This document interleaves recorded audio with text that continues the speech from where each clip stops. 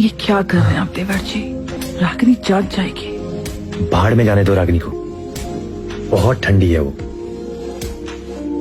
अरे तो अगर वो ठंडी है तो तुम खुद दिखा दो ना कितने गर्म हो। कैसे दिखाऊं मैं उसे?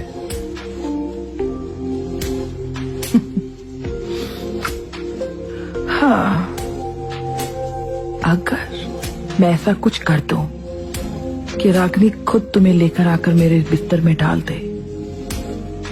क्या? वाह भाभी, क्या ऐसा हो सकता है? हाँ।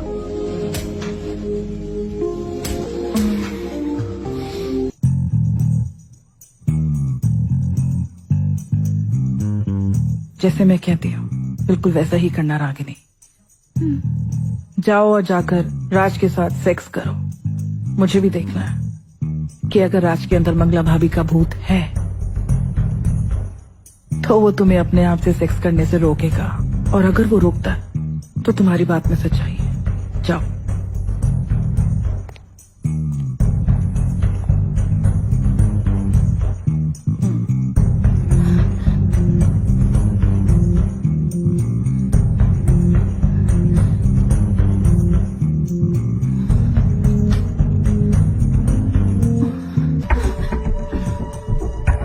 साली फिर आ गई तू?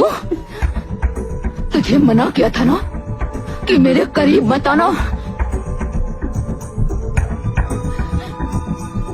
ये जिस्म अब तेरे पति की नहीं है, अब ये मंगला की जागीर है।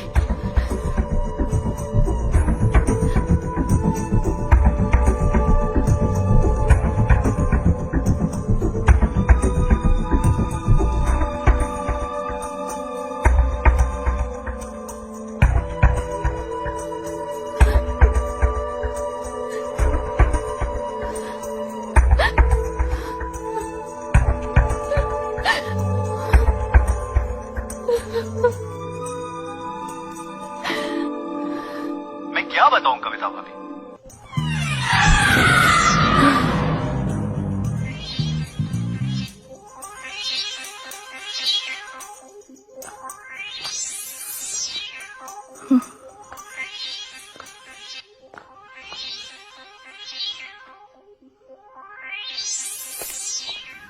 शीला बिल्कुल तेरे ही जैसी थी कविता। वही नैन नक्श, वही कटीला बदन, वही तीखापन। राज, पागल हो गए हो क्या? ये भाभी है तुम्हारी, और भाभी माँ समान होती हैं। भाभी की माँ की आँख। चल एक सौदा करते हैं, मुझे एक रात के लिए कविता दे दे, फिर मैं तेरे पति राज को हमेशा हमेशा के लिए छोड़ दूंगी। पहले तो मैं तुम्हारे पति पे हावी हुई थी, लेकिन जब से कविता को देखा है ना,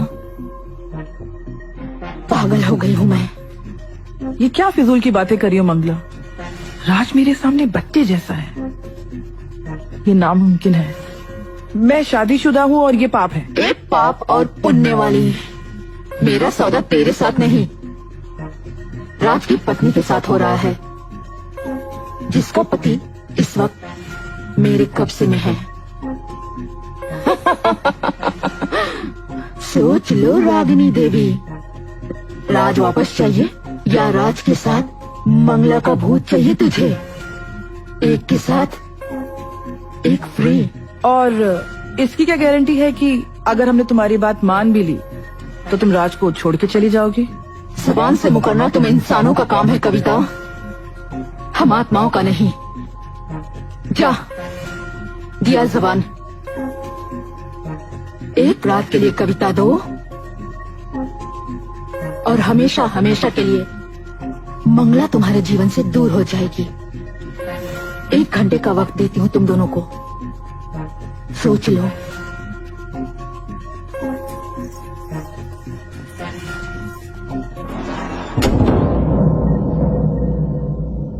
मुझे अभी भी बहुत अजीब सा लग रहा है रागिनी।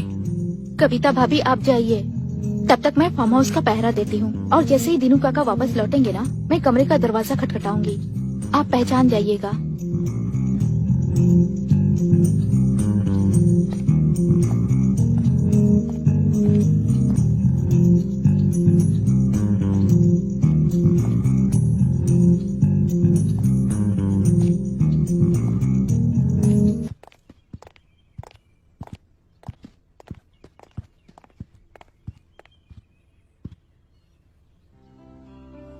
कविता भाभी, आपने जो बलिदान मेरे लिए दिया है वो जिंदगी भर नहीं भूल सकती। मेरा पूरा जीवन आपके कर्ज के नीचे रहेगा। मेरी आंखों में आपके लिए बहुत प्यार और बहुत इज्जत है। मेरे पास लफ्ज नहीं है कुछ बोलने के लिए।